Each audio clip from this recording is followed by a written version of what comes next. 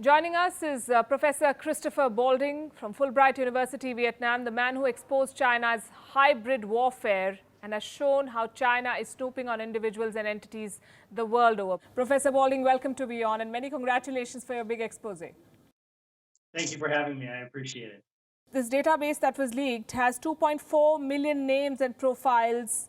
That's a lot of profiles. What specifically was China looking for? It appears that they are targeting their standard types of influence types of outlets. We see lots of politicians, the families of politicians, academics, leaders in technology, ex-military personnel. And one of the things that I think surprised us was the number of organized crime figures that we see in the database, which was a little bit shocking. But the way to think of it generally is people of influence. We saw religious leaders, we saw all kinds of people in the database. And the company which created the database, according to you, is linked with the Chinese government. How do you come to that conclusion? Yes, so basically we did very deep research, for instance, on the individuals that work for the company, the individuals that started the company, the individuals that sit on the board of directors of the company, who their clients are, who appears to be accessing the data. And we say with a very high degree of confidence that their primary client base is absolutely the Chinese military, state, intelligence, and security services.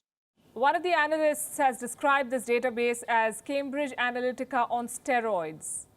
Do you agree with that description? I think that's a very accurate description because it's taking not just Facebook data, but it is taking many different types of data and compiling it into like one super database so that it can get a very clear profile of if it wants to influence in the Indian technology sector, Indian politicians at all levels throughout society.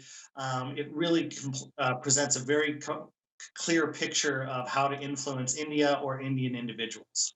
So from what I've read, this information that has been collected includes dates of birth, addresses, marital status, along with photographs, political associations, relatives, social media. It is collated Twitter, Facebook, LinkedIn, Instagram, TikTok accounts, criminal records, corporate misdemeanors, news stories. Is this all information from open source material, or have they been able to access the specific details of text chats and audio and video calls? So we don't see evidence of what you're referring to in this specific database. We do have other databases that would seem to indicate that the Chinese government has access to at least metadata from Indian text messages, telephone calls, voice over internet protocols, things of that nature.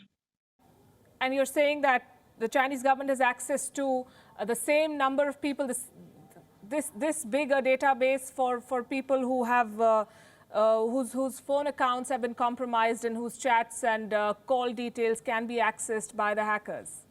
That's correct. In other databases, we see evidence of Chinese companies or the Chinese government having access to phone logs, things of that nature. That's correct. Yes. So for a layperson, if I were to ask you, Professor Balding, to describe how damaging can this kind of data theft be for the target?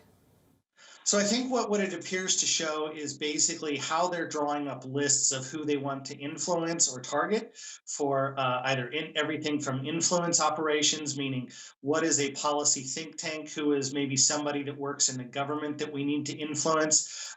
This data can also be used to draw up intelligence targeting. One of the things that surprised us was the number of low-level military personnel. Well, the only reason you would target low and mid-level military personnel is if you believe that you could use them as an intelligence target. And that seems to be one of the things that is in this database is large amounts of that type of personnel. Xinhua boasts that it has about 20 collection nodes scattered around the world to get all of this data and send it back to China. Have all of these nodes been detected and neutralized? I can't say that we've identified all of them. We've definitely identified some of them, and my understanding is that that has been passed on to relevant authorities in those countries. One of the primary reasons Zhenhua appears to be doing that is basically to evade detection as a Chinese data collection agency, so that the data appears to be being taken to South Korea, for instance, was one that we noticed. So that appears to be the reason they're doing that. Until 2018, you worked at the Peking University, but you left China citing fears for your physical safety. Now you have squarely put China in the dock. Are you worried about your safety? In a lot of ways, not really. I've also left Vietnam. I was actually advised by people representing a couple different governments that it would be advisable for me to leave Vietnam. But I think that's something that you need to do, recognizing when you take on these types of stories with regards to China. And I think China needs to be held account for what it's doing. And bear with me if my questions sound too simplistic, but I think that's what the average viewer would want to know. Now that this data collection and data theft is out in the open, does it mean it has stopped? Or are these so-called foreign targets still on the radar of the Chinese and their phones are still being followed? I think they're absolutely still being followed, and I think one of the key issues is for individuals and institutions in India and around the world that are going to be targets of China to recognize their vulnerabilities, to recognize that they are targets of Chinese influence operations, and for governments to recognize that this is how China is behaving, and how can we address this as countries that are worried about democratic states. So we are saying that the Indian army thwarted the Chinese military at the border, but they seem to have invaded our digital borders. What can India do to secure its digital society?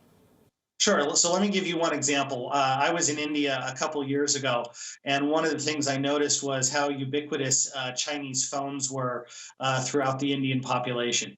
If you actually look at what we call the end user license agreement, if you use a Chinese phone, all of the data that is on that Chinese phone is likely being stored in China. And so that means that most Indian personal data, if it's on that phone, is likely being stored in China. So the type of thing that the Indian government may want to revisit is, what are the data privacy, security, and localization laws that are influencing the data storage of Indian consumers? Thank you very much, Professor Balding, and we hope to speak to you later as well as more details of this very, very important investigation come out. Thank you very much. Thank you for having me.